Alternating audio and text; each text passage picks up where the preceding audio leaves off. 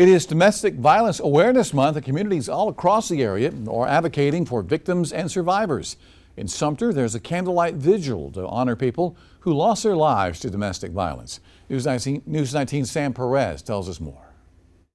We're not alone. A message that Amanda Wiley spreads when it comes to dealing with instances of domestic violence in her role as a senior victims advocate for the Sumter Police Department. Part of bringing awareness to domestic violence is lifting the shame. By spreading awareness about domestic violence and sharing resources with the community, like the Sumter YWCA, run by Executive Director Cleardis McDonald Amaker. It's a factor that we never get used to.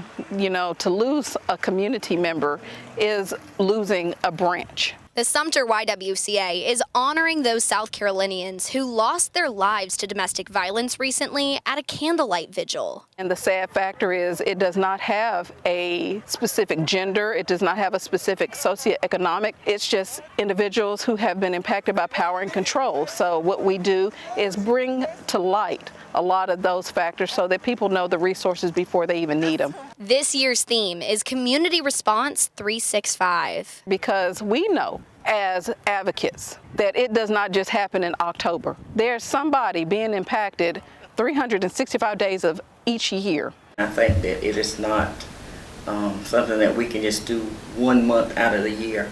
It should be a year-round thing as far as educating victims and just people in the community. Pam Shields and Barbara Wiley work as victims advocates for the Sumter Sheriff's Office and have seen the value of walking with others and pointing them to resources like the YWCA. You need persons in the community that can help walk with them and not judge them, not blame them, not make them feel guilty for what's going on, but to support them and to let them know that you understand. For Street Squad Sumter, Sam Perez, News 19 WLTX. Anyone struggling with domestic violence can contact the YWCA or your local law enforcement agency for assistance. And there are other ways to get help out there.